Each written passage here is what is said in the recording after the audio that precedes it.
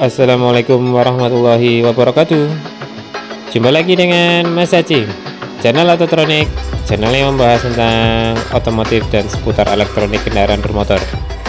Gimana kabarnya guys? Semoga baik-baik saja dan selalu dilimpahkan rezekinya.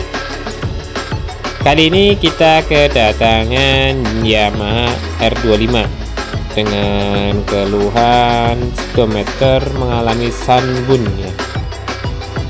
Jadi sebagian angkanya nggak kelihatan, ini hampir 90% angkanya sudah nggak kelihatan. Seperti biasa, keluhan seperti ini akibat terkena panas matahari ya. Mungkin yang punya seling parkir di tempat yang panas ya. Oke, kita coba lepas dulu untuk cover bawahnya, cover backnya, dengan melepas baut-baut pengikatnya.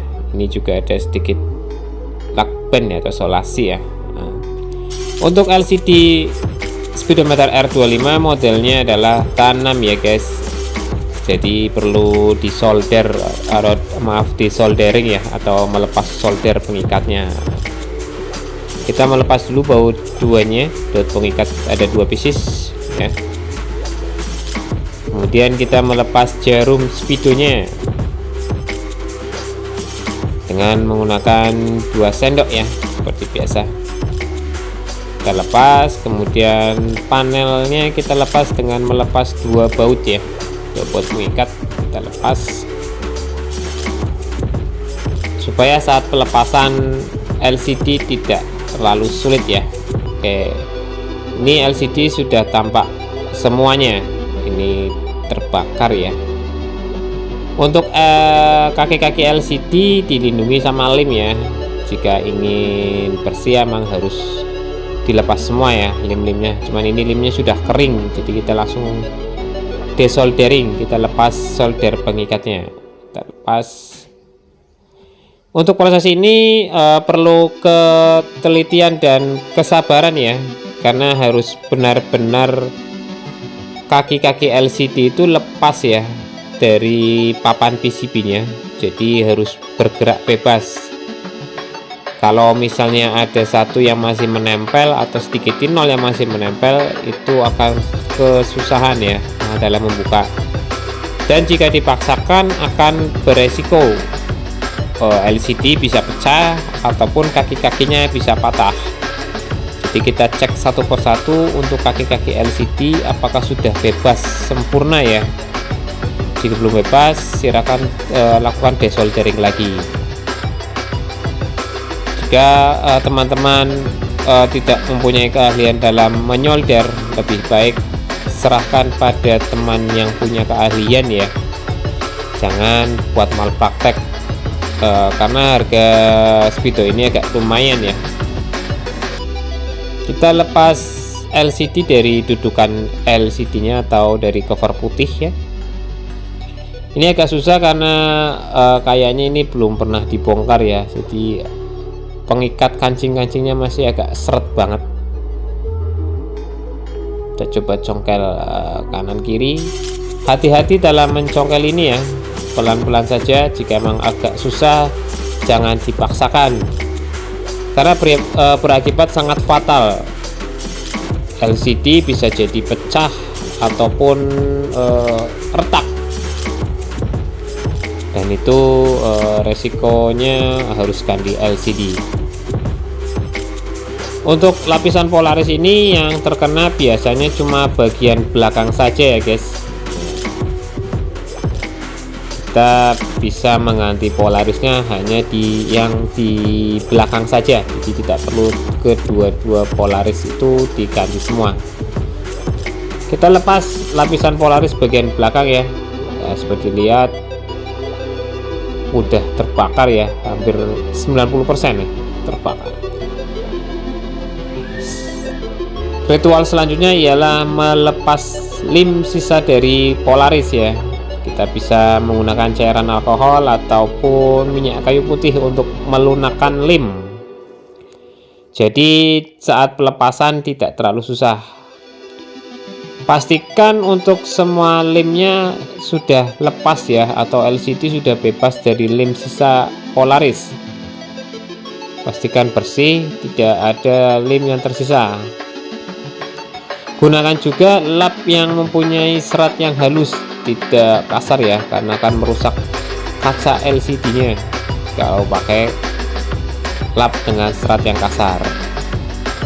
Setelah bersih, kita pasang Polarisnya ya.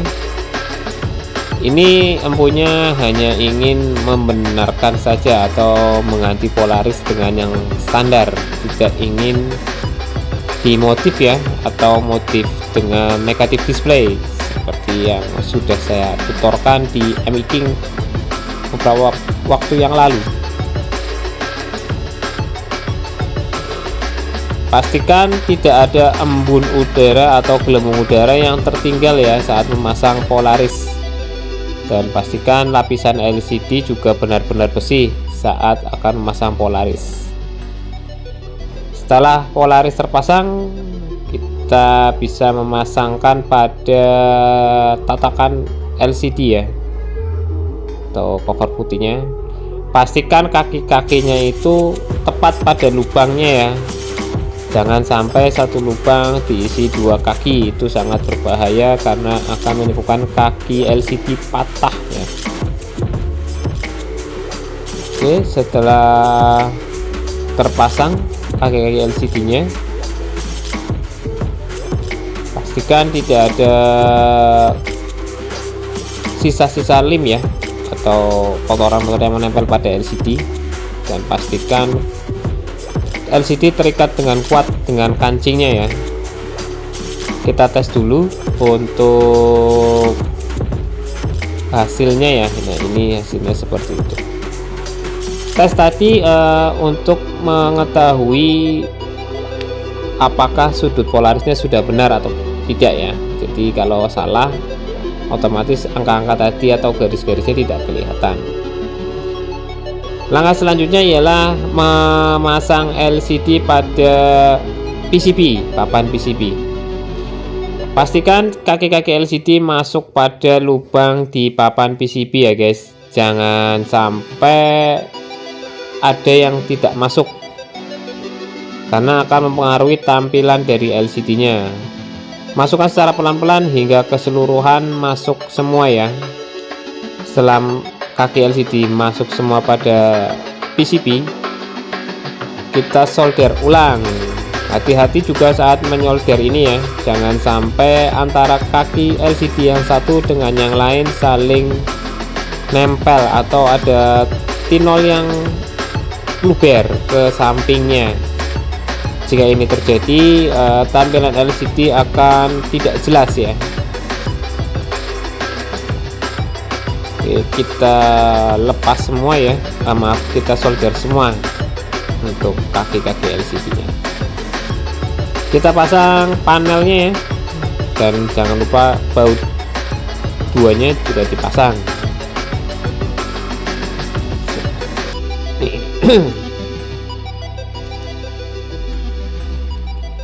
Kita tes menggunakan adapter 12 volt ya. Kita masukkan pin outnya untuk mengecek tampilannya seperti apa. Dan seperti ini ya tampilannya ya. Tampilan LCD-nya kembali jelas ya, tidak blur seperti di awal ya.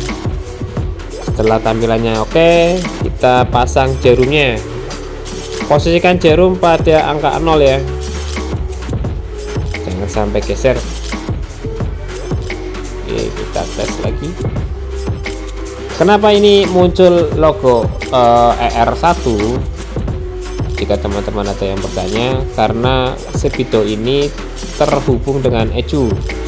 Jika tidak ada sinyal dari ECU, maka akan nongol kode ER1 dan semua indikator akan berkedip. Kebanyakan tipe Yamaha menggunakan sistem seperti ini ya.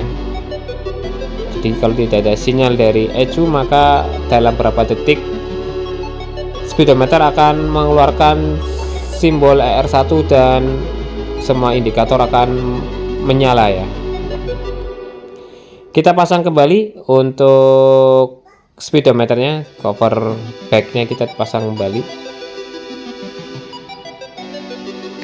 Kita kencang-kencangkan semua bautnya ya guys, jangan sampai tidak kencang karena akan membahayakan ya di kemudian hari. Bisa-bisa airnya masuk ke dalam dan akan merepotkan ya. Kita cek lagi ya guys untuk tampilannya seperti apa.